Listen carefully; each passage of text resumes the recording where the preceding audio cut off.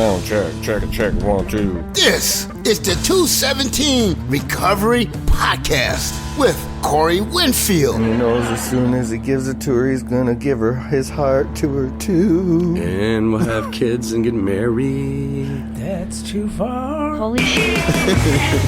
It is the 28th of September, 2023. I'm Corey Winfield in the North Studio today with a very special guest, a little blast from the past. Good friend of mine, dear friend of mine, Mr. Ron Robinson. Ron, welcome to the 217 studio and to the podcast. Thank you. I've very cool place you got here. Very honored to have for you to have me today. Very cool. Yeah, 217 Recovery Center now 6 years ago. And somebody would have said, Ron, here's what you're going to be doing on the 28th of September in 2023. You're going to be sitting with Corey Winfield in his recovery center doing a recovery podcast. And you're going to be like, recovery, did like he hurt his back? Or like, what would you think about that if someone said that? I wouldn't have believed it. I can't tell you how proud I am of how far you've come, because I saw you when you were at your worst. I mean, you know, I saw you when you had a problem. So it's very cool to see what you're doing now. Very, very impressive, my friend. Yeah, thank you, man. And we met in radio back when I was a youngster. Should I tell you the Cliff Notes story of how we met? Yeah, go ahead. All right, well, I had just started at a station called WSJM in Benton Harbor, Michigan, and didn't know Corey from Adam. The people that hired me weren't there because they were on some promotion. So I didn't know anybody in the building, and I was literally a minute from going on the air, and this young kid opens the door to my studio, says, "Hey, if it's not too much trouble, try not to suck." And then he closed the door, and then I had to go on the air, and that was the first time I met Corey Winfield. That's a true story. That's a true story. I know you love telling it, and like you got to think about it too. I was maybe 21, 22, 20. I don't remember what I was. I was young, but you know, I always wore the backwards cap, and you look like a Limp Bizkit video. You really did. I'll never say that again. I was like, who's this guy telling me not to suck? You don't know me. I'm like, it's all about the nookie. I'm going back to my studio. Yeah, no, but that is how we met. And I figured, this news guy's over here, and he doesn't look like the normal news guy. And the news people and just your regular... They look like stuffed shirts, if we're being honest. Radio personalities are completely different. It's like oil and water. And for people who go to school for radio, if they want to be a news anchor or something on TV or something, hey, man, go for it. Now, if you just want to be on the radio and have some fun and you're going to school, that's stupid. You're wasting your money. You can learn everything on the job. Especially now. Yeah. And now just start your own podcast. You can do it just as simple like that. But so that's how we met. And then... We've actually worked at, I think, 3 different radio stations together. Let's talk about our second time. Our second time, so this one's going to make me look. The second one was in Kalamazoo. Awesome. Corey got me the gig. Mm-hmm. We had been friends for a couple years, and I think I was doing mornings with Wild Bill on the country station at WITZ in Benton Harbor, and I wanted to do more top 40 type of stuff. And you were at RKR in Kalamazoo, if I'm not mistaken, right? Yep. Rock, yeah. Yep, WRKR. And their sister station was more of a top 40 station, and there was a weekend gig open, and you put your name in, and lo and behold, I got pulled in to do, I think, Saturdays, and I do you want to tell the story from there? Why I was, because I think I did that for like 3 weeks or maybe a month before I was fired. Yeah. And look, I deserved to be fired. You really did. But here's the thing, in my defense, not because I wanted to preempt it by saying I deserve to be fired. However, to just give you some background, at the station, we were playing discs. Yeah, and this time, most radio stations had moved on to digital. Yes. And that's what drove me nuts about working at RKR in Kalamazoo at that time, because I come from Benton Harbor, not even rated market, just small little whatever, but ran well at that time.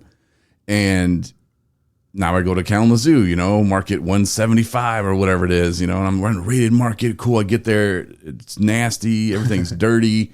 A mouse dies in the studio once a month. And they're playing CDs. It made you realize how good we had it in St. Joe, Benton Harbor. Oh, yeah. And so they're playing CDs still. And so there was a song by an artist called Eamon, and it was called I Don't Want You Back. And it was a poem to a girl who broke his... Yeah. Go ahead. I know you so much.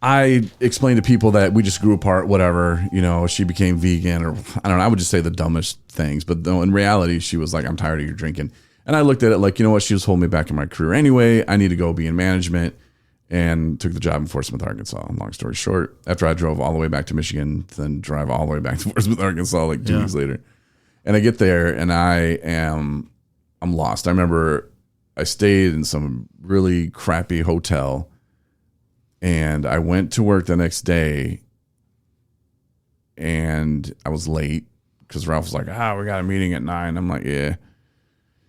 But I went and bought a bunch of beer the night before, drank as much as I could, woke up the next day just feeling like I could just feel it coming out of my pores. And then I'm supposed to go meet all these people. And so I did. And then I was just like, what did I do?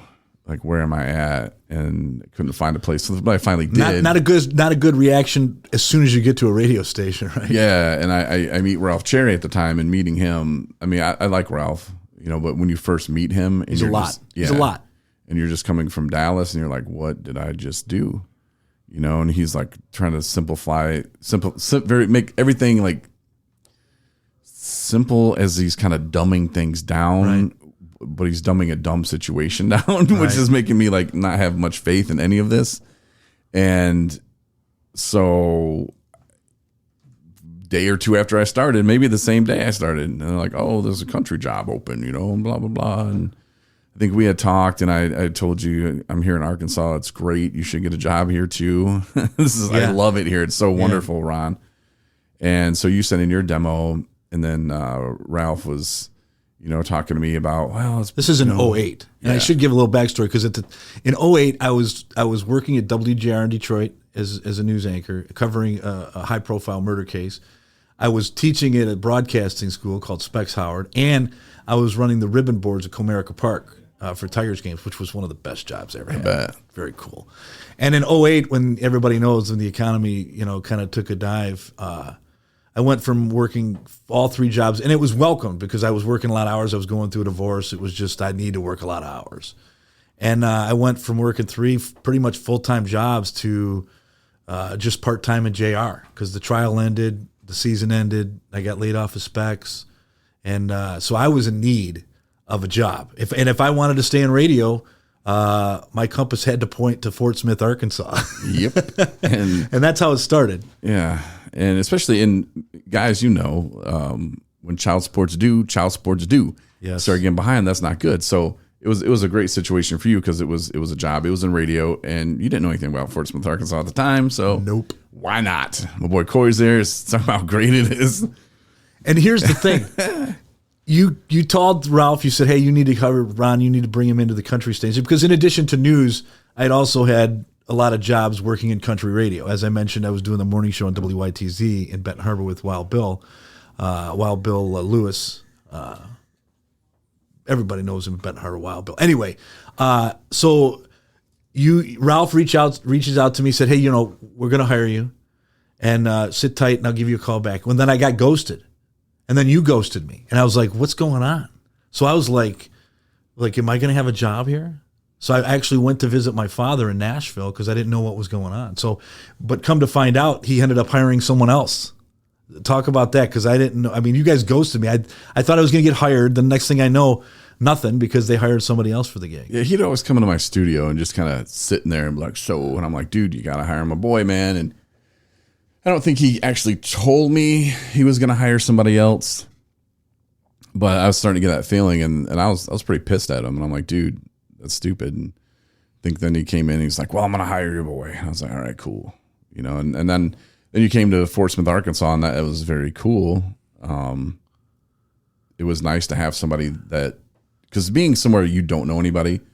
And then later, I would look at my abandonment issues, and then, okay, well, you're moving around the country where you're in relationships that just aren't working because of the drinking. Yeah. And the drinking became my best friend. That's my only friend, and you were there, and that helped. We'd watch football on the weekends. And I should say, when I first got there, even then, I really didn't realize how bad your problem was, because it's not like you would talk about it.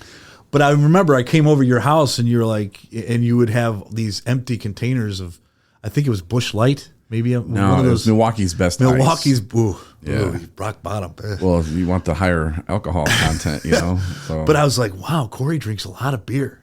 Like that was I was like, wow, I was in the core. I used to drink some beer. I couldn't. You were a first ballot Hall of Famer. As far as beer drinkers. I would drink a 12-pack a night. Yeah, not good. So of this, and then when I say at night, I mean like from 6 o'clock to 10 o'clock or 11 o'clock, whenever I would, pass out. I mean, that's slamming some beers, really, if you think about it. And then I would come to work, and I remember you would be like, man, it smells like a brewery in here, because if you drink that much so quick, the alcohol it doesn't leave you in your pee, but it wants to get out of your body, so it leaves out of your pores. And that's the thing, because I know you weren't coming to work drunk. It's just from the night before that when you get off of work, you would just go and drink beer. Yeah. So when you'd come in and we'd have these meetings, department head meetings, and it was like, it was so strong. It was coming out of the pores of your skin. It was, I've never experienced anything like that. I was like, wow, it's a lot of beer Corey's drinking. Yeah. And the feeling like on your skin is like hot. You just feel like hot. And of course, Arkansas is hot anyway, but you just feel like, oh. And the only time I wasn't drinking is when I woke up to the time I got out of work. That time I was not drinking, but every other time I was drinking. Right. And it just became a problem. Then you left. I know you left me there. That's okay. And then, it left That's me very short-sighted, Corey. But go on. Alone again. And I remember, because you went to Memphis for St. Jude. Yes. Because the country station would have a radio. When I was still working there, yeah. Yeah. And after you left, then Kendra left or whatever, and I became the promotions director too. So I ended up going to St. Jude, and they have their little poker night where everybody's drinking and gambling, and boy, I was drinking. And I ended up winning a bunch of little I was cleaning everybody out at poker. Right. But the station didn't win anything, so that kind of sucked. But I drank so much that next day I couldn't even function, dude. I couldn't even go down to the little meetings they were having. It was so bad. I'm like, oh great. My boss was there too, and he had actually went out drinking with me a little bit, but they weren't like me. Like at the time they were social drinkers. They weren't drinking for sport. Yeah, I was like, well, let's keep going. Like we drink until we pass out. And I think he kind of red flagged that a little. But he didn't say much to me, and I always had excuses of, oh well, because of this or that. But honest truth was, I just got way too drunk, and I didn't drink hard liquor much at that time. It was just beer. Right? Yeah. So this was like mixing all in, and my body wasn't used to that. And so I get back, buy a house, woman end up, meeting somebody and think, oh, this is great. And I was just settling. And it has nothing to do with her. She's a good person or whatever. This is all me, and this is all my fault. But she saw that I like to drink, so she was like, okay, well, he likes to drink. Well, then I'll drink too. And she didn't drink beer. She only drank like liquor. And so then I started drinking hard liquor, and I'd sworn off hard liquor when I was like 23, like as far as like buying it and bringing it home. Like if I'm at the bar or whatever, I'm like, yeah, okay, sure. But I started buying it, and then it became pints, and then fists, and then half gallons. And I'm not talking just regular stuff. I'm talking like 100 proof. 90 proof was like the weakest I would go. And eventually she got tired of my shit and said, I can't do it no more. I'm out. And I think like a year after that is when my liver and kidneys shut down. Well, I want to add here, because while that was going on, because I even when I left Fort Smith to come back to Michigan, I don't think I really realized how bad your problem was until I did move back, because we would talk on the phone. And I don't remember. I mean, you would go off on these long tangents, and you could just tell that you were just hammered. Yeah. And I never I mean, I don't think I ever saw you drunk when we worked together in Fort Smith, because you never came to work drunk. Right. And if you were drunk, you hit it pretty well. But when I came home and we would talk on the phone, I mean, you would go on runs where you just weren't making a lot of sense, and I was like, wow, this is not good. Yeah. This is not good. And then you were telling these stories about about your kidney, and about you were seeing it, you were trying to get help, and it just nothing seemed to work, and you just kept, it was like a hamster in a hamster wheel. You just couldn't kick it. Yeah. I felt helpless as a friend. It felt helpless because I could see you were spinning out of control, and there was really nothing, especially being, you being in Arkansas still, and me being in Michigan. What am I going to do? How am I going to help you? Yeah.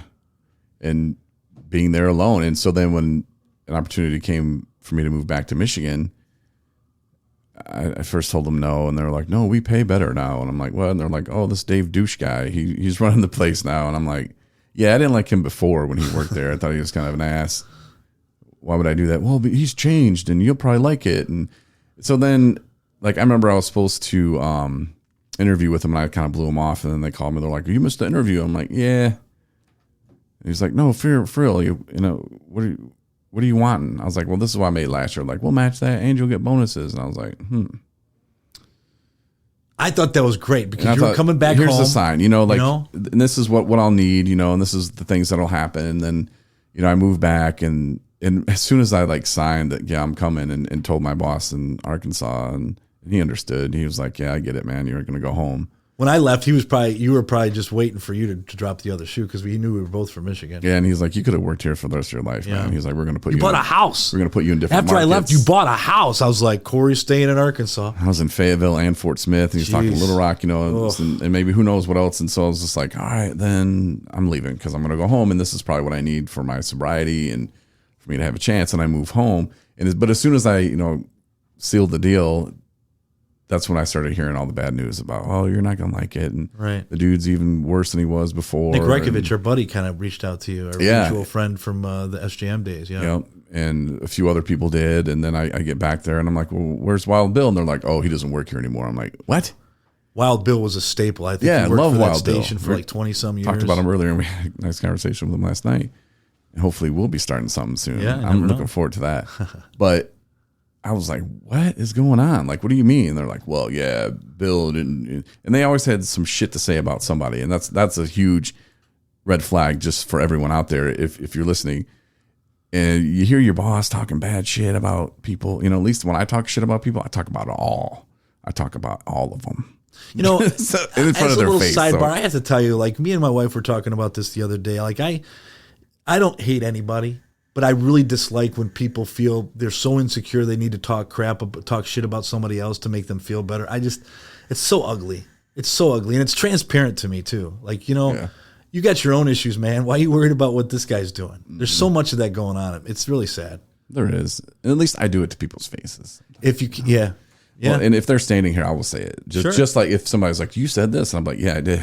Yeah. Here's why. You know, and I'll explain why I said that, but these guys, man, they were just, and then I looked back to like see when the last bonus was, and that station didn't work like iHeartMedia, where a commercial costs this much, it costs that much on your station, it costs that much on my station, all the stations, where they could move things around. And even though I'm not in sales, my bonuses were reflected by what they sold, but they could move it. Like somebody says, hey, here's 10 grand. Okay, let's put 10 cents on Corey's and put $8 grand over here, and they would do that. And like, people nobody got a bonus in the last like 6.5 years, right? And I was like, are you effing kidding me? Like, this isn't what I signed up for, you know. And the work I was doing the morning show, so I was working from like 5 to 7 at night, you know. And it was just like, it was too much, and I thought I would throw myself into the work. And that's why my mom was like, hey, you're depressed. And I was like, what are you talking about? I'm a man, I don't get depressed. And I went and took this little online test, and it was like, you were depressed. Severe depressed. And I was like, oh shit. And so I was like, I'm going to go get help for that. And now at this time, were you still drinking?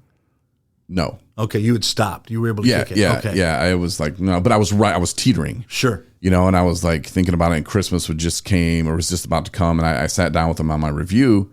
It was like Christmas Eve. And I was like, look, like, I'm depressed. You know, here's the stuff that's happening in my life and blah, blah, blah, blah, blah. And I don't know what to do. And they're like, oh, go see this therapist guy. And that's when I had like a panic attack, and I couldn't even get out of the car. It was really crazy. And that's when I started to like, well, let me go back to the old friend. He makes me feel better. And I just want to crawl in a hole and die. You know, it was really, really weird. And thinking, oh, I messed my life up and I screwed everything up. I took 18 steps back in my career, and I went out of here. And I reached out to Mike Thomas, who's the guy who hired me in radio, and I think he was working at CBS Broadcasting then. And he runs the whole sports department now. It's pretty crazy. But I was like, man, do you know anybody? And he sent me some guy in Atlanta. At that time I was drinking, so who knows how that went, you know, like, oh, Jesus. But yeah, from there though, then it went from, you know, hitting the rock bottom, and then, you know, being a 40-year-old man trying to move back in with your parents. And my mom hates when I say that, because she's like, oh, you make it sound like a bad thing. I'm like, well, for a 40-year-old man, it is. like from someone who owned his own home, was program director, promotions director, had all this, and I'm using air quotes right now because you can't see me, like all these things in his life, and then it's all taken away. Right. The nice car was taken away, the house was taken away, like all that is gone quicker than you realize. And was it directly because of the drinking? Maybe no, I don't know. There was depression in there. I went to a place in Grand Rapids to get help for that. I got out, and then they tell me that I'm suspended for 2 weeks with no pay because I didn't schedule music when they told me don't worry about it. And I scheduled out as far as I could, and it just didn't make sense. And then people later were like, they don't know how to deal with that, and they don't want to deal with it, so they're trying to push you out, and they fire me, and then they say they didn't fire me. And I have to tell you, this is when, and I've talked to a lot of people. We mentioned Wild Bill. There's a couple others that worked with us back in the day. Back in the day when it was good. And it was about the time that Charlie Sheen was having his daily meltdowns on TV. And we had our own Charlie Sheen because Corey went online and was just making up these characters for Dave Deutsch and douche and Paul Landecker, dick sucker. And so the cops came to your, but Corey was having these social media meltdowns where he was just being unfiltered and raw about his perspective because you had felt you've been wronged. Yeah. Because you were getting different conflictions. You were being fired for something that you thought was cool because you were getting help. Yeah. And you felt betrayed. No? Yeah, absolutely. And so Corey, if you know anything about Corey doesn't take that shit. Corey's like, this is who I am. There is nothing fake about Corey Winfield. Yeah. Good, bad, indifferent. Corey is going to give it to you straight, and even if that makes himself look bad, but that's why I appreciate you as a friend because you're going to give it to you tell it like it is. Yeah. And so, but my point is we were watching living vicariously through you go through all this stuff, and so much so that the police came. Have you ever told the story about the police coming to your house about this? I don't know, maybe. I just built you up as a straight shooter. Are you going to share that? Or? Yeah, the cops came. I was quite intoxicated, but see, the thing is the social media attacks because I had been in managers' meetings and I had seen them and heard them talk bad about so many different employees. And when they were talking bad about this guy named Randy, they were like, "Yeah, he's just a drunk and he needs this and that." And I'm like thinking to myself, "Oh, they don't know my half, do they? Like wait till I tell them my story." But I kept that from them. They didn't need to know that. And they would talk about this woman who worked there who was a little bit heavier than other people, and they were like laughing, like, "Whoa, we just need to, have a back door and just blah blah blah." And someone who had been nothing but good for that radio station, absolutely. By the way, and she busted her ass, sales and on the community. Oh, on the air, yeah. And they were like pushing her out, and they're like, "Yeah, well, we can't fire her. We got to get her to quit." And I'm hearing all this stuff in these meetings. And then their sports guy, they were saying the same shit about him, and I'm like, well.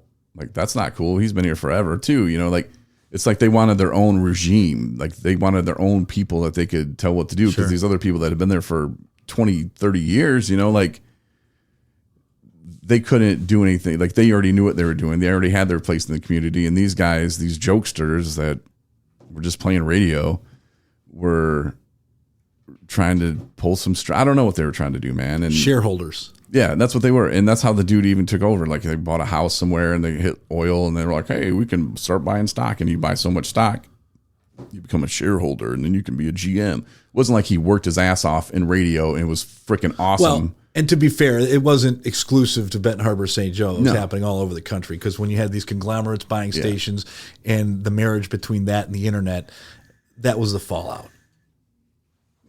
As you got that kind of behavior. And it just was what it was. And I think our first exposure to that was in Fort Smith, Arkansas, when we had our supervisors telling us stuff that made no sense at all. And we were like, okay, this isn't, we're not being supervised by people who grew up in this industry. They have no idea what radio is or what good radio is. Yeah. And, well, I've been down here and here and here and here. And they tell you a list of like, okay, why did you leave? Like, because you had a better opportunity? Like, you're just moving because that's who would hire you, know, like.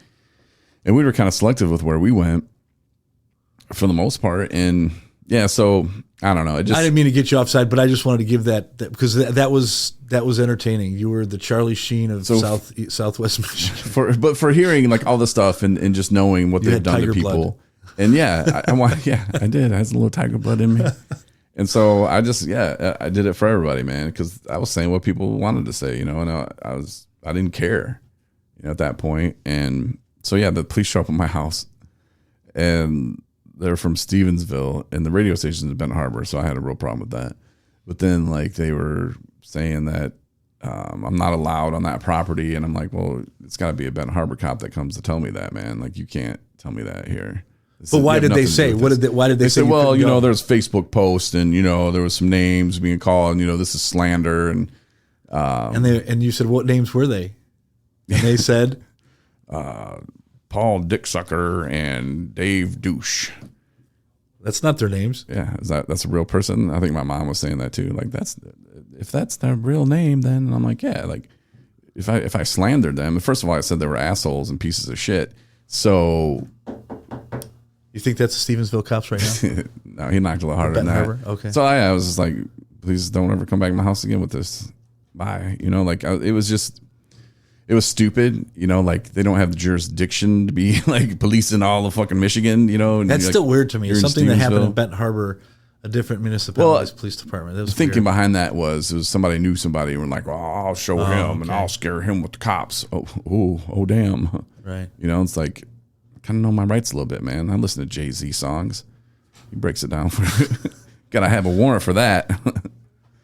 Like, I got 99 problems and you ain't one. See ya. You know, thanks for the attempt of scaring me or something. But yeah. And then I think I got right online and was like, yeah, F you, pigs. Right, right. Wasn't talking about the cops. I mean, I was like, F you, like whatever I called them. I'm sure it was nice. It was probably so part was of that the Charlie Sheen meltdown issue. Was that rock bottom for you? Oh no, that was just getting in the cock seat. The cock seat? I'm sorry. Is that a new word? I'm not gonna Google cock seat because I'm afraid it was gonna pop up.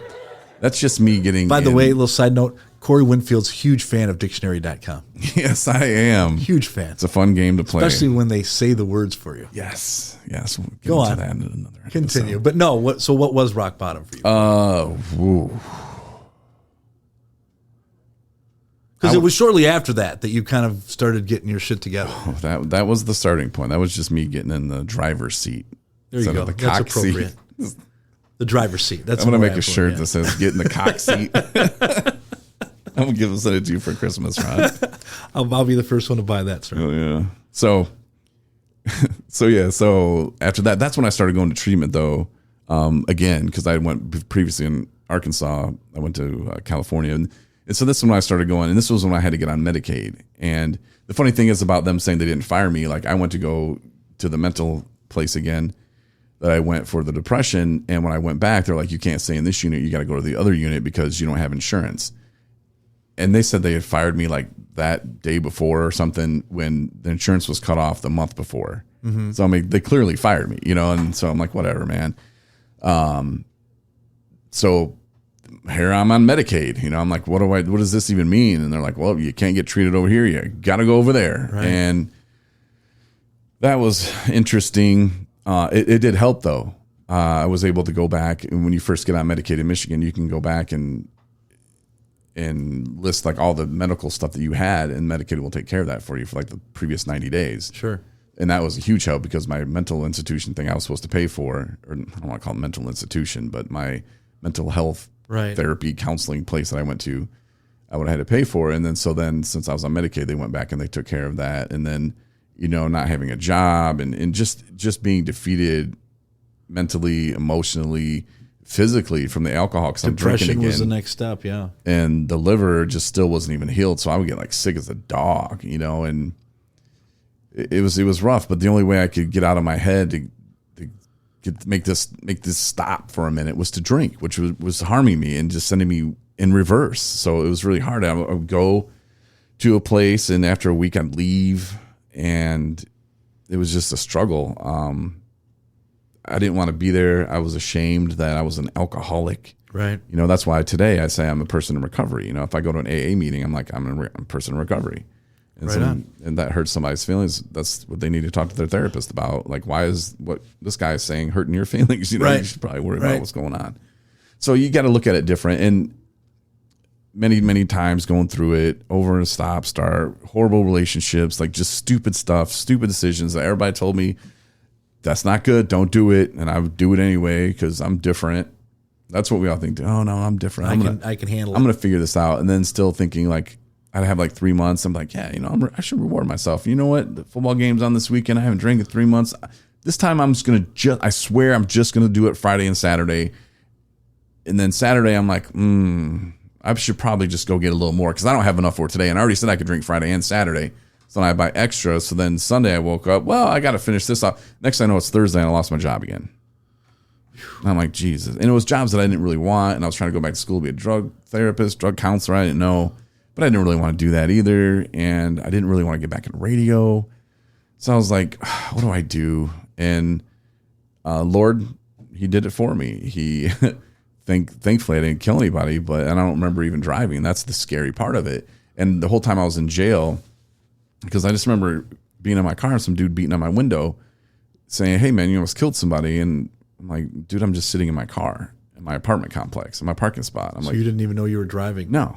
And I'm in my pajama pants and t-shirt, and he's like, yeah, you almost killed somebody. I was like, dude, you're crazy. And I get out and he's like, you're drunk. And I'm like, yeah, who cares? He's like, you almost killed somebody. I'm like, stop saying that. Like, what are you talking about, bro? And he's like, I'm going to call the cops. I was like, call them. I'll wait right here. And so I did. And the cop gets there and he's like, well, he said you're driving. And I was like, well, I wasn't. He's like, well, who was driving? I was like, I have no idea, man. I was like, maybe it was the girl that was in the passenger seat. And maybe so that you was were his so girlfriend. drunk that you didn't even realize you were driving. Don't remember one bit of it. Wow. And so the cop's looking at me and he had this like real weird look on his face and he's like, he didn't know what to do. And he had been to my house many times or my apartment for wellness checks because my mom was like, you're not supposed to be drinking and your liver could seize up. And so she'd call him. And one time I was so drunk and I told the cop, I haven't been drinking. He came in and he told my mom, no, he wasn't even drinking. Like that's how well I could hide it, which is scary, really. And so the cop's looking at me and he's got this look on his face. And I'm like, well, you can't arrest me. You can't take me to jail. And that's when he whipped out the cuss and took me to jail. And I was in there for 5 days. And the whole time I'm in there, I'm just like, this is bullshit. Like they didn't breathalyze me. They didn't fingerprint me till like day 3. Like, what are they even holding me for? It was obvious to everybody except you that you were drunk, though. Obviously. Yeah. They didn't need to do all that stuff. Well, I think the cop knew I was drunk. Okay. At that point, but like legally, I don't know, like they would have had to breathalyze me. So I'm just in there like, man, they're setting me up and blah, blah, blah. And then I was talking to my mom when she finally was like, all right, I'll finally come get you out. You know, I was like, I didn't have my wallet on me, didn't have my phone, didn't have my vape. I didn't have anything. There was no reason for me to be in that car. And that's what, it just didn't, none of it made sense. So I'm just like trying to figure it out. And then I was talking to my mom from jail. I'm like, you coming or what? I said it just like that too. I was like, you coming or what? Better get your ass here, Ma. I didn't say it like that. But so anyway, she's like, hey, what did you do to your car? Because she had to go get my wallet and stuff. And I was like, what are you talking about? She's like, the headlights bashed out. And I was like, let's just stop talking because we're on a jail phone. So let's just, we'll talk about this later. Because I was thinking that they went over and bashed my headlight out because they're setting me up, bro. Wow. And I was arraigned while I was in there, and the judge was like, all right, we'll have a court date, whatever. Don't drink, don't do drugs, blah, blah, blah. And so when I got out, went home, there's a half gallon sitting on the counter, unopened. Like that's why I'm like, none of this made sense. So, of course, I started drinking. And I remember seeing the Brady Bunch in my house. And they'd always ask me when I would go to the hospital, they'd say, hey, man, do you hallucinate? You know, well, they wouldn't really say it like that, but they would say, any hallucinations? And I'm like, how would I know? You know, like, I'm like, you would know, trust me. And so the Brady Bunch is in my house, you know, and I'm like, what? Like, this is what they're talking about. Next thing I know, I wake up, text from my mom, when you paying your rent? I told her I'm paying it Monday. She said, honey, it's Wednesday. That's why I kind of looked around, some bottles on the ground. Where's so you were losing time. Hole in the wall from where I had stumbled into the door, apparently, and sent the handle of the door through the drywall. And then I go to the kitchen. There's like this huge mess that I was trying to make, some cream cheese, something. I don't even know. Glad I didn't turn the oven on. And that's when it hit me. Like, I just lost 4 days, dude. I don't remember anything for 4 days. And I don't know how I got these bottles. That's when it hit me that I probably was driving, and I doubt the Buchanan police are really trying this hard to set me up. Yeah. And that's when it all came, like, holy shit, I'm glad I didn't kill anybody. Yeah. This could have been so much worse. This could have been just horrible. And I'm thankful for God for putting me in that situation and not killing anybody. And so I'm just like, wow. So I drove a car. Don't remember, like these 4 days that are just gone. I don't remember anything from them. And like I said, that was the wake up call. I would imagine. Yeah. I went to meet my lawyer in court again. They're like, oh, you're going to have to go back to jail, because when I did wake up, my mom, she called the ambulance or something. The police heard it. They're like, oh, Mr. Winfield, not supposed to be drinking. Let's go over. And I think I blew like a 0.45 something at that time. But I knew they were going to throw me back into jail again. So they did put me in for another week. You blew a 4.5? Yeah. Holy Toledo. It's been way higher. And one time my mom was telling my stepdad what it was like 0.5 something 8 or something. And my stepdad was like, no, I think you're getting that wrong. I think you meant 0.05. And mom was like, no, 0.5. And my stepdad was like, no, you'd be dead. Yeah. Mom's like, no, I heard them. And so then there was another time at the hospital where they had said something. It was like higher than that. And my stepdad was like, and my mom, I just remember kind of coming to, and my mom's like, see, I told you, Mike, I told you. And he just had this look on his face, like, holy cow, like, how do you get that drunk? Like, that's not even a real number. No, I just can't even believe that was that high. Like, the judge was like, everybody in this courtroom, if they drank as much as you did, that day, they would be dead. And I'm like, I know, like this, I want help, like I've tried many times. And at that time I didn't know how many times I've been to treatment. So I was just like, yeah, man, like, so go to jail. And then I met with my lawyer as I was going to get sentenced or whatever later for it, which is, probation or whatever. And I was going to try to fight it at first. I was like, no, man, I need breathalyze me. And he's like, well, you kind of screwed up when the judge told you not to drink and you did after that. So I'm like, yeah, but how can they press me on that when they can't even get me on the first charge? And he's like, it doesn't matter. It doesn't work that way. Yeah. It's like, you're getting charged with all of it. And how about you just do this? Probation for a year. And when's the last time you've been sober for a year? I was like, I don't know. It's probably 12. He just had this disbelief, like look on his face, like, I can't believe that. Which I'm like, dude, you must hear this all the time. And he's like, this might save your life, because for a year you won't be able to drink. You can get your year coin. You said you've been at this for a while. This might be what you need. This might just save your life. And that dude was absolutely right. It did. And it has. And so for moving forward from that, I was just like, all right, well, what am I going to do different this time? And just accepting the fact that I can never drink again. I can never smoke pot again, because I tried that and it leads me right back to drinking, So like, I think you'll be okay. Yeah, I'm just fine. When you're younger and you smoke, you can get by without it. Trust me. Nothing against people that do. By without it. I just can't, And my thinking on that goes, if you just smoke pot your whole life and you just smoke pot, okay, you're probably okay. You should probably not smoke pot and figure out why you're smoking pot. Anything like that you use a lot of is not good. Yeah, whatever the case may be. But that's fine. But I think once you move on to bigger and better things, and once that substance takes control of your brain, it's like, that's my shit. Right. I gotta have it. Then you try to go back to pot, and guess what? Your brain's like, whatever. It's okay. It's like, hey, okay, we'll do analogies. So you get this great turtle sundae, right? And you're like, that's the best sundae I've ever had. You're like, well, come over next weekend. Next weekend, I just give you a Twinkie. You're like, fuck that Twinkie. I want that turtle sundae with the fudge and the caramel and the nuts and the whipped cream. I want that. Just give me a Twinkie. That's stupid. And you come back the next week and I give you, something a little better than the Twinkie, but you're like, I still want that. But your brain remembers that because right. It's so good to you, And so that's my thinking on that. And of course, I'm not a doctor or anything. I want to ask you a question, because earlier you said that you could, you would drink and people couldn't tell that you were drunk. Did you, like, I never thought you were drunk in when we were in Arkansas. Did you ever come to work drunk? No. Okay. Unless I was drunk from the day before, but I mean, if they would have pulled me over sometimes, who knows, but no, I never drank on the air there. That's good. But anyway, I mean, after Benton Harbor, when I made that pact with myself that I wouldn't drink on the air ever again. Right. I never did. Like, I'd be out at remotes. People like, hey, here's a shot. I'm like, nope. Well, it's interesting because we both have a mutual friend that's kind of facing some demons right now. And he was recently arrested for stealing beer, ironically enough. And I had reached out to you because he reached out to me wanting me to bail him out of jail.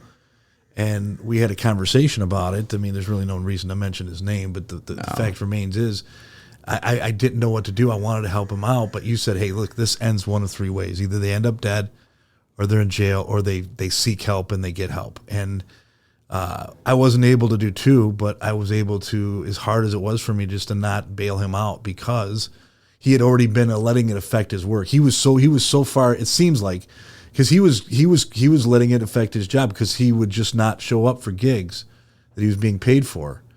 And so he was already letting it affect his job. He was just getting drunk all the time, and there's a lot of things going on in his life. But man, I asked your listeners to say a prayer for this guy, because I hope he comes out on the other side. He's a good dude. He just it's a disease that will just rip you apart. It takes over the front part of the brain, and for most people, you can make decisions and you can like walk yourself through it. And if you're like, hey, if I eat this big old turtle sundae, it's gonna make me gain weight, and you can go, is it worth it? And well, I did run 20 miles today, or I biked from Traverse City to Sutton's Bay, I can. Well, believe me, as much as I ride my bike, I couldn't be on a substance. There's too much exercise involved. And if I had those substances, I'd be like, oh, fuck it. I'm not doing that today. But I just can't. I like riding my bike too much. So maybe riding your bike is your thing. But that's me. That's how I do. But with everybody else that, has the substance use disorder, then that's where it goes to where telling him or even telling me back in the day, you can never drink again is like saying, Ron, you can never ride your bike again. Yeah, I would suck. How? I'm going to sneak out. You're already thinking like, well, I'll just go on the weekend when you're not around. Like that. But that's right. The same thing, because you can't fathom going without that. No, you can't do that. So it's a tricky, it's a tough, it's a sneaky, it's a son of a bitch disease, really. A lot of justification in your own mind, right? Oh God, yeah. Is that what you faced? Oh yeah, that, and just I can do what I want. I can, being in sober living, and I didn't want to go to sober living. That's why I went, because I think I heard somebody saying something about the want versus need, and I was like, well, what do I want? I want to go live somewhere again. I want to go do this. I want to be on my own. What do I need? Well, I probably need to learn how to live sober. Right. And if I would have just went back to an apartment or back to my mom's house and just been in the same situation, kicking the same tires, the same results are going to happen. And so that's why I'm like, I'm going to stay up here. I'm going to go to sober living. I don't want to live with 18 different dudes, but that's what I got to do. That's what I got to do. And then I met some really good guys in there, and so I never really was alone. I would go to work, I would come home, and I started, doing the podcast and started going back to school, and I don't know, started, putting the nonprofit together, and I was moving my life forward. Yeah. And I've tried AA. That was the kind of main way that I went, but I started kind of reaching out to different kind of groups and started realizing what worked for me. In AA, I love going to meetings. Those are my people. But working those steps, I found myself rewinding everything, going back to the past. Sure. And there's nothing back in the past for me, man. Like we can tell some funny stories about going Charlie Sheen on people, but we got some. But then that's fun. But like for me to sit here and go, oh, I wish I was in radio. I really ruined my career. Fuck that. I'm exactly where I'm supposed to be. And when I was able to accept that and be good with that, and then understand that I can never drink, never smoke pot, I can never do drugs again, and be cool with it. And then once you start building a life, it becomes easier to become cool with it, because you realize you've never lived before.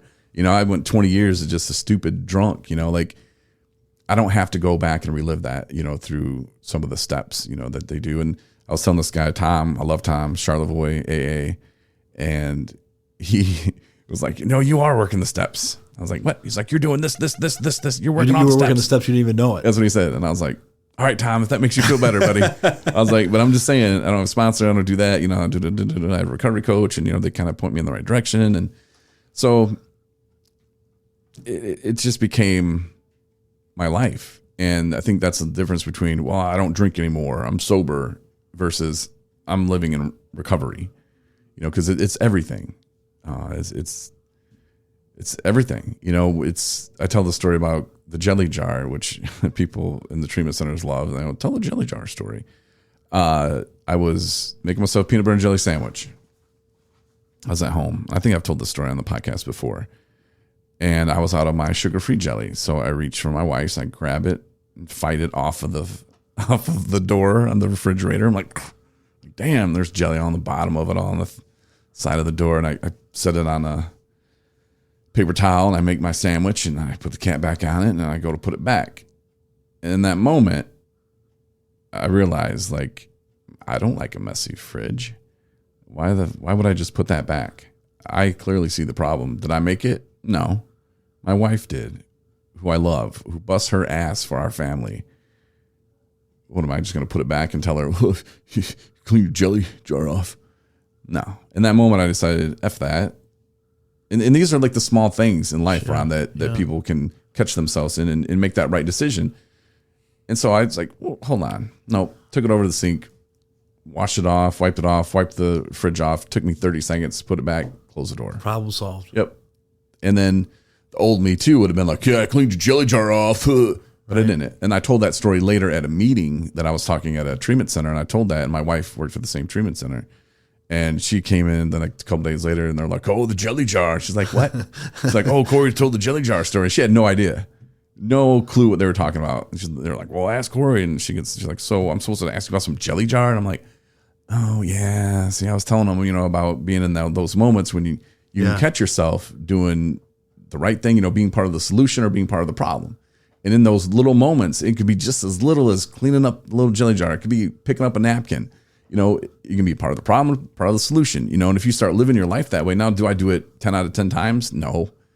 But I'm trying to be more aware, trying to, be more in the moment to realize those things. And just that kind of thinking, that kind of stuff, I would not do before, so. Well, you got a fantastic one. You much like me, you definitely married up. Marty's fantastic. That's what you got to do, right? Yeah, you got to. They make you better. They pull you up, and so I would just you made me think. It's like for that thing, there's probably 10 things that she cleans up after you. Oh God, yeah. Who doesn't even mention it? So it's like, okay, I'll clean up the jelly, no problem. Yeah. But speaking of loved ones, I want to ask you this because I actually want to ask you a couple questions because hopefully people are listening to this, not just people who are having an issue, but loved ones. How does a loved one who is feeling helpless help someone who isn't ready to be helped yet? How does that work? What can they do? Because they can't give up on them because it's not them. Funny that you bring that up, Ron.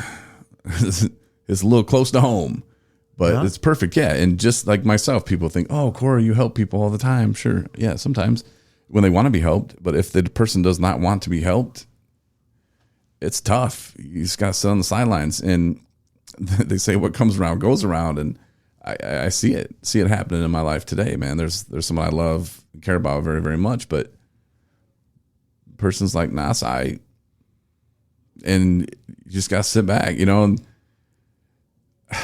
if the person comes to me and wants some help, I would do it, but they're in denial from what I can see and can tell, and no problem, nothing to see here.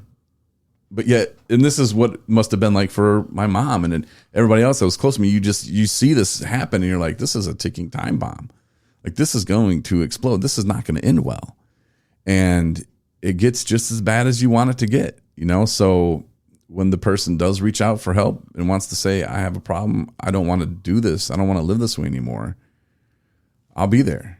But for me to start judging them or, being on top of it, because, when I was around that age, you couldn't tell me shit anyway. And so you just pretty much have to wait till that person's ready to get help. Yeah. And then just pitch in then, because it seems to me you're throwing rocks in a river. It's really not doing any good. Yeah. If you reach out, because unless a person's ready to, and these are things you've said to me. Mm-hmm. So I mean, it's coming from a very ignorant, because I've never experienced what you've experienced. So you just got to be there waiting for them to ask you for help. No, I mean, is that what? Because it's got to be tough, especially when you're really close to somebody who you just see just going over the deep end, and there's nothing you can do about it. That's got to be. I mean, it's helpless. You feel helpless. The money will dry up soon. They'll start asking you for that. Like, what happened to you? Hey, Ron, I really need, bail me out of jail. And I was like, dude, don't do that. Like, that dude's exactly where he needs to be. I think I even said that. Yeah. He's right where he's supposed to be right now. Yeah. The money will dry up. Alcohol is expensive. Drugs are expensive. So, that'll come. Just don't, throw money at them. I had a guy, and don't ever ask me for money on Facebook. That just goes for everybody out there. Like, this dude I was in treatment with before, and I like the dude, nothing against him, but he hit me up. Hey man, and I'm like, I don't give money like that, man. Sorry. I don't. You know, it's just there's a lot of scams going on. A lot of people will just ask everybody. I got 5,000 friends. I'll ask everybody for $20 and do some stab. But people do that and people give it. I've seen it and I'm like, what are you doing? You know, but I don't give money that way. That's not how you help people. Well, but my electric's getting shut off. Okay. You'll live. Yeah. Like you got to figure out how to get it turned back on then. You know, like I don't know what to tell you, but I'm not going to give you money because you know what they're going to do with that money? Their electric's getting turned off anyway. Right. They're going to drink with it. They're going to use drugs with it. You know, they're not going to, like, this one guy was like, oh, I need some cigarettes. And I was like, all right, where you at? Oh, I'm in Sault Ste. Marie. I was like, all right, what gas station's near you? Huh? I was like, I'm going to call them and I'll pay them over the phone for a pack of cigarettes. Oh, man, F you. I need more than, you know, I'm like, see ya. You know, but I really wasn't going to call that gas station at all anyway. But I was just calling his bluff, you know, and it's just different things. But yeah, money, you know, that's something. And how bad do they want it to get? Everybody says, "Oh, would you hit your bottom?" Well, they always said the bottom. There's a basement, and then in the basement you can dig another hole and get to the cellar, and then the cellar it goes as deep as you want it to.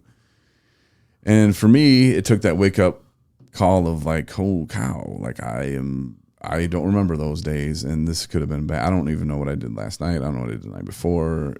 Was my neighbor over? I don't even know. Like, do I gotta get? There was a lot of things that I was like, do I gotta get out my bank statements to start seeing what happened, try to piece it together, or do I just pretend it didn't even happen? You know, like it was just that moment of like, oh my God. But one thing that I used to think blackouts just happen to people, that they'd use that as an excuse. Oh, I cheated my wife. Oh, I blacked out. So I thought it was just like something that somebody said. But when I would stop drinking for months, sometimes weeks at a time, and then I would go hardcore right back in it. Like when I lived in Arkansas, and that's when the blackouts had started. You know, it was just, I don't know, alcohol too much, too fast. I have no idea. But something with that, having that clean time in there and my brain healing, and then, you know, going right back to it. Like that's when I started having like blackouts. And like I said, I didn't even believe in blackouts. Thought that was just some shit people made up. Cheated on their wife or something and did something bad. Well, I blacked out. Yeah, okay, buddy. You know, I was like, I shut my liver and kidneys down. I'd never blacked out before. You're stupid, you know. And no, it makes sense. But yeah, so for loved ones, hang in there. It's tough. Every situation is different. Every person's different. But if you see it, you see the train coming, and you're like, oh, this ain't gonna be good. You can sit back and watch, you know, but unless you got duct tape in a basement, an old rickety chair, you need a detox.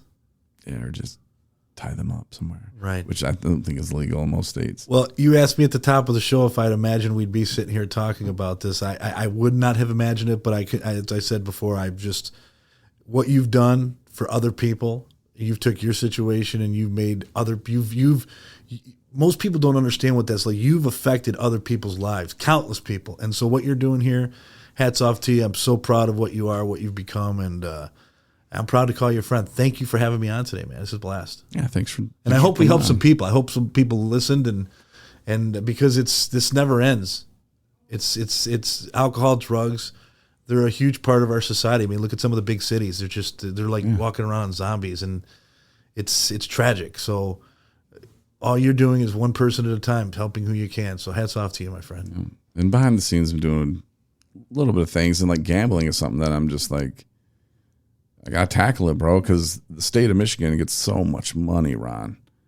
So much money. And they give peanuts. Yeah. I want to say like $500,000, maybe $250,000, whatever it is, back to the program to help people. And they do that with billboards. You think, oh, there's help. They'll call the 800 number. You call it, Ron. I'm going to have you call it. You're going to have some lady go, all right, can I schedule you an outpatient therapy session? You're like, but I need help now. Okay, but I'm going to schedule this one. I got to look up and see in your area if there's anybody available. Up here, Ron, all of the northern Michigan, there's 3, maybe 4, at least according to the Michigan website. Their website's a joke. Like nothing's there to help anybody. And the state dude raking it in on the lottery. Oh, Jesus, you know how much we're making on that? And then a little small print. Call this little 800 number. Ron, I will tell you this. This isn't something that we talked about. We were not going to talk about, but this is a subject I can speak to. Did you know about this about me? I don't think so. I don't think I've ever shared this. It's not a part of my life that I'm Nice. proud of. I thought we were going to wrap it up, but because you're a completely honest guy, in my early 20s, I had a real bad gambling problem. My thing was football.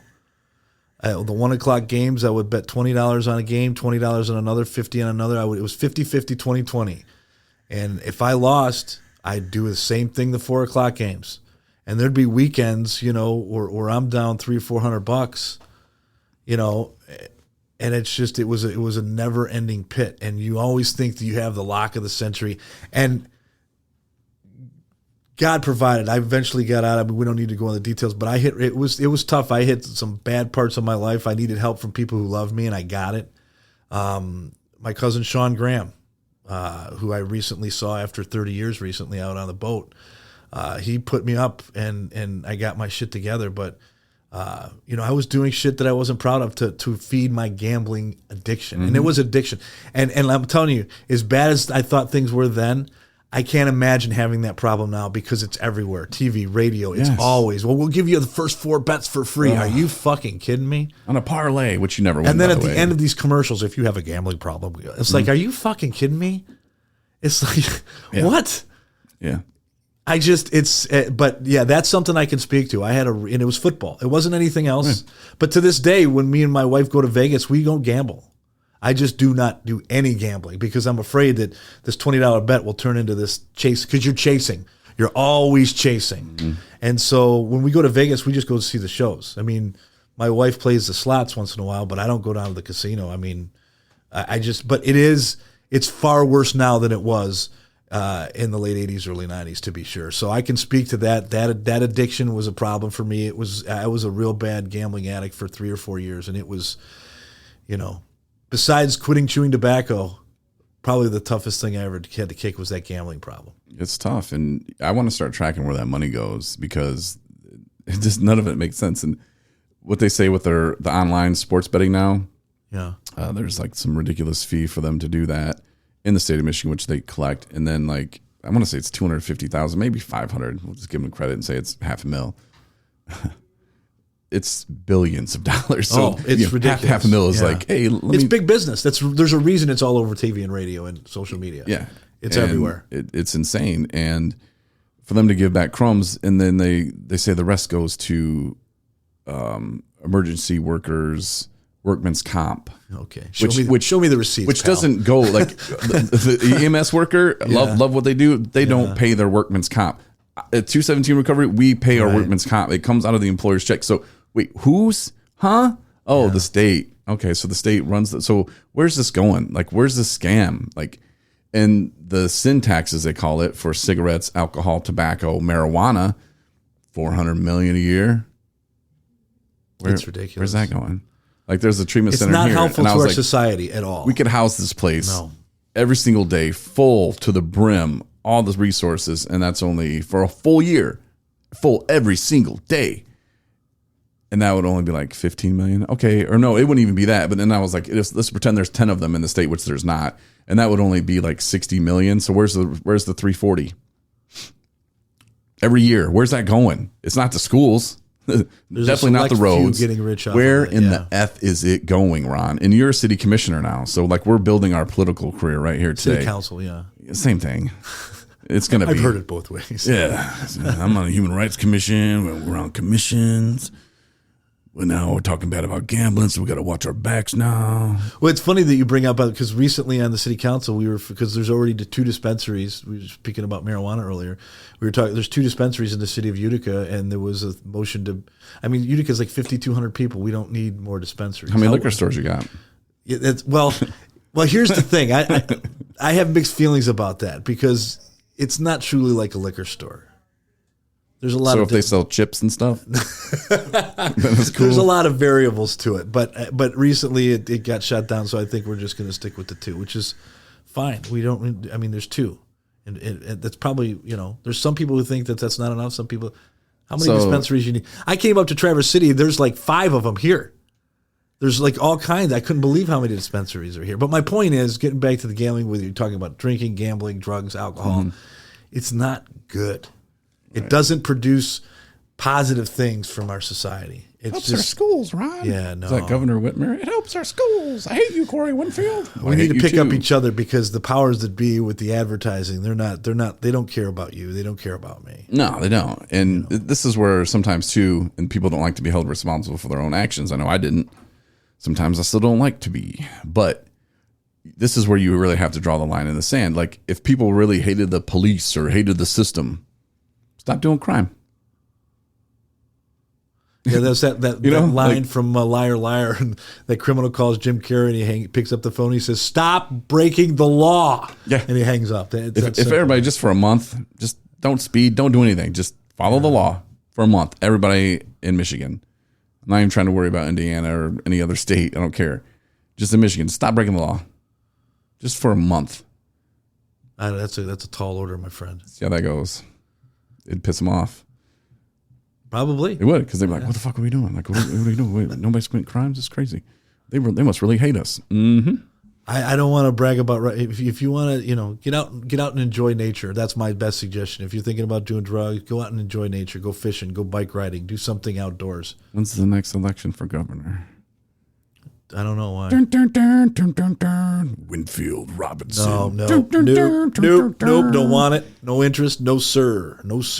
He doesn't want it. That City means council's the end of the road for we me. must do it for him. We got to Here's do the the thing. things you don't want to do, Ron. Look, if you want a life in public what you service, want and what that's you fine. need. Nope, I Dun, don't. dun, dun, dun, dun, dun.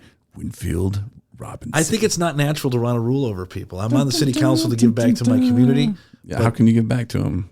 Well, just be like, here's By being governor of Michigan. Dun, dun, dun, dun, dun, dun. you're killing me. Winfield Robinson. That's why I go to my Puka radio voice. Governor of Michigan in 2020, whatever. If you want a mayor who's afraid of the governor, then you want a governor that doesn't care about your mayor. That's Ron Robinson and Corey Winfield. They're going to tag team the role. The views of Corey Winfield do not necessarily express the written views of Ron Robinson. Lieutenant No. Governor, that's some Whitmer crap. They're both going to be governor. I'm Ron Robinson, and I did not approve of this message. He doesn't want to. That means he needs to do it. The Winfield way. No, sir. No, sir. I will vote for you, but I want no part of that. You ever I'll wanted be to your walk into a campaign gas manager. station and No. buy a joint at the Nope. counter? No. No. I think people need to police themselves. That's what I think. Yeah, and that's my point. They really have to, just be accountable, be responsible for what's going on because, like you said, nobody cares. Yeah. They're all out there to make money. Money rules everything, and what can you do about your situation? And that's what I started doing too with my own recovery. It's And we live in a society where everybody wants to feel good now, never worrying about the repercussions of what their actions might be later. You know what I mean? You really just have to look at the big picture. You can't do it for instant gratification because if you chase that tail, you're never going to stop chasing it. right. So, But yeah. the gambling thing is a huge issue, and that's what I want to kind of get more involved in. And Good for you. I'm glad to hear it. because there's one place in Michigan. If you're like, I need away from this, I need to go somewhere and just hit the reset button, like inpatient treatment. There's one place in Detroit Just one? for men only. So if you're a woman with a gambling problem, Winfield Robinson, gonna change things. We're gonna create jobs. there needs to be more estrogen in there. That's what Yeah, we're gonna open up treatment centers and places for people to go with gambling. They got the money. That's the thing, man. Like, just do it. Open it. If you're gonna let people gamble and do all this stuff, open it. Because the gambler, man, like you're the dirty person. You're the dirty guy. You lost your There's money. shame. You lost the family's money. It's the shame is with real. Me, it's the alcohol made him do it. He's a different person when he drinks with someone who gambles, even though the same receptors are firing in the brain. You're the bad guy. The blame is on you. And if you're Well, I did make the bets. if you noticed, okay, I did take the drink alcohol, but the alcohol keeps going in my brain where it takes over. So like it changes the chemistry in your brain. But if you notice, there's some very similarities with alcohol and gambling Sure. and how they word it, that it's your problem. Yeah. And drink responsibly, gamble responsibly, Yeah. responsible gambling, responsible drinking. Oh, okay. That's an oxymoron. We're falling for this one again. Yeah, it is. And it's like, they're putting the blame on you, them sneaky bastards. And the opiate, like the pharmaceutical companies, which I think we could sue the state just as much because of how many people they don't allow to go to treatment because they didn't have a ride. Oh, well, no, you were just there. We're not going to send you to treatment again. Wait, what? But yet you collected all this money from all these pharmaceutical companies, but you're telling people they can't go because they've already been. You were just there 2 weeks ago. Yeah. Somebody needs to explain to me the difference between a drug dealer selling cocaine or crack on the corner with the pharmaceutical company pitching opiates. Tell me, because I really don't see the difference. Yeah, and other than the money. Yeah, and the states get money, and that's why the state was like, "Hey, we want some money for that," and all of them were like, "Hey, we get some money. Oh shit, yeah, let's get on that bandwagon." When they're allowing things like that to even continue, and they're just sitting back collecting it all, and then the money for that was supposed to go to help like organizations like ours. We're a recovery community organization. Families that have lost people should start stuff, and they have, but they're like, "Where's our help?" And it goes to the jails. It goes back to the jails, and it's like, wait, the jail's getting so much money anyway. Well, we need a new SWAT team. What? Okay, well, I thought we were helping people now. Oh, no. So now you're going to go out and arrest all the people and throw them back in jail. Ron Robinson, Corey Winfield, some kind of elected officials. I think we might get canceled if we talk too much about Big Pharma. Yeah. But anyway, we got to go. We got to fly drones or something fun. Yeah. Thank you for having me, man. I appreciate it. Yeah, thanks for stopping by. I've been wanting to have you on for quite a while. And it's fun. I'm glad you got to check out. You got more out of me than, you learned some. I think we learned some things about each other. Yeah, we did. It was fun. And it wasn't scripted because that's not what I do. But you got to see the East Studio, the home studio, I think. Yes, very nice. You and Marnie have a great place. Cool. And the North Studio. The North Studio rocks. Yes. Yeah. So, but I will tell you this, and I said this because last night when you gave us a tour of your house, you made me look bad because my studio is very messy, and your house in your home studio was very clean and everything. But here, this area here, it's not that messy, but it's more resembles what my studio looks like. There's just papers around, you got your energy drink here and your cards. And I can have an energy drink, Ron. I'm thirsty.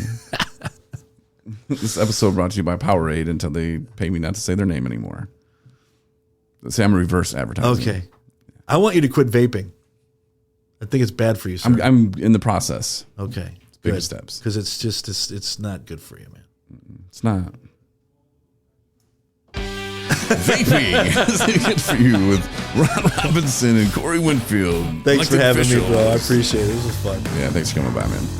Thanks for listening to the 217 Recovery Podcast. Win a bunch of free shit from 217 Recovery. Go to the app or the website, 217recovery.com.